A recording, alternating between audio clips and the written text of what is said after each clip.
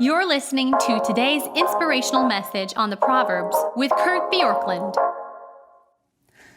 So at the end of Proverbs, verse 17 and 18, Proverbs 9, verse 17 and 18, we read this: "Stolen water is sweet, and bread eaten in secret is pleasant.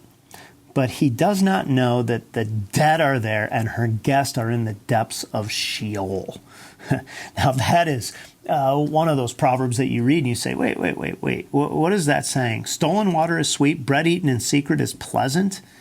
And I wrote in the margin of my Bible that in a way this is an anti-proverb, because what it's saying is that if you want to have a good time, nothing actually elicits a good time more than illicit behavior. And what I mean is, it says stolen water is sweet. Well, there's something about if you steal something and drink it, the thrill of having stolen it and gotten away with it adds to the sweetness. Bread eaten in secret is pleasant, meaning you stole it and now you've had it, or eaten in secret is a feast. But then the statement that he does not know the dead are there and her guests go down to Sheol. In a way, we could say this is an unexpected proverb, because if you want to have a good time, in a way, indulging in forbidden things works. Sin, which we may define very simply as the things that are wrong before God, will usually feel good initially. There will be an intoxicating effect of illicit actions. If sin didn't have an upside, we would rarely, if ever, choose it. But that is not the whole of the proverb. After there is a high, there's a low. After the sweetness, there's bitterness. After the euphoria, there's a despondency. After the secretive, there's an exposure. And we need to remember when we're making our choices that just because something feels good doesn't mean that it's actually good. Our culture assumes that to be free and happy, we need to be the director and decider of what is right and good for us, and that there is no higher accountability. So the highest good, for many, is to decide for oneself what is good. Biblically, the highest good is to surrender oneself to the authority of God, but often that will require going against our feelings, because what feels good often is not good.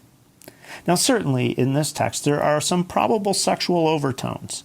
And Zondervan Study Bible's comments on the Proverbs, it says stolen water is possibly a metaphor for sexual pleasure or adultery. And if you look at Proverbs 5:15, chapter 2, verse 17, chapter 6, verse 30 through 35, and chapter 7, 18 through 19, you see that there is an allusion to kind of the water, especially stolen waters, being something that brings about sexual gratification.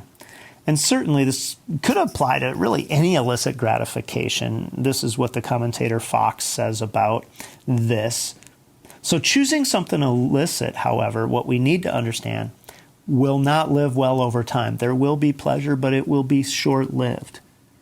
And there is a possibility that there will be eternal consequences. That's verse 18 where it talks about Sheol. And certainly there are temporal consequences.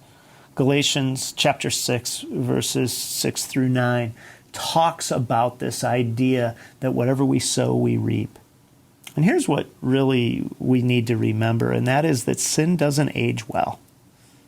Wild oats always come back to harvest.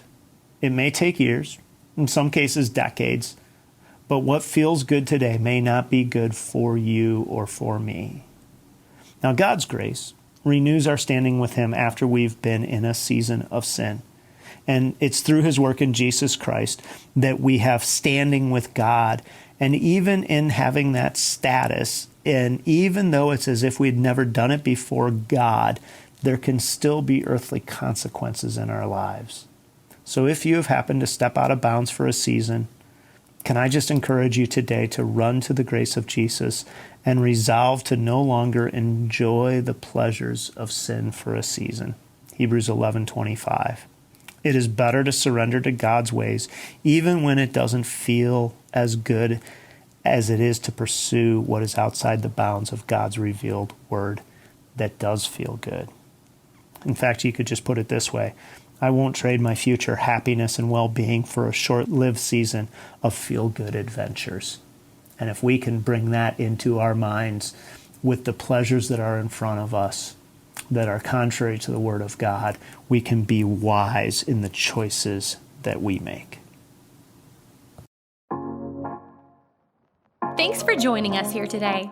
There's a lot of great content to explore on Orchard Hill Plus and on the Orchard Hill main feed from the weekend. Have a great day.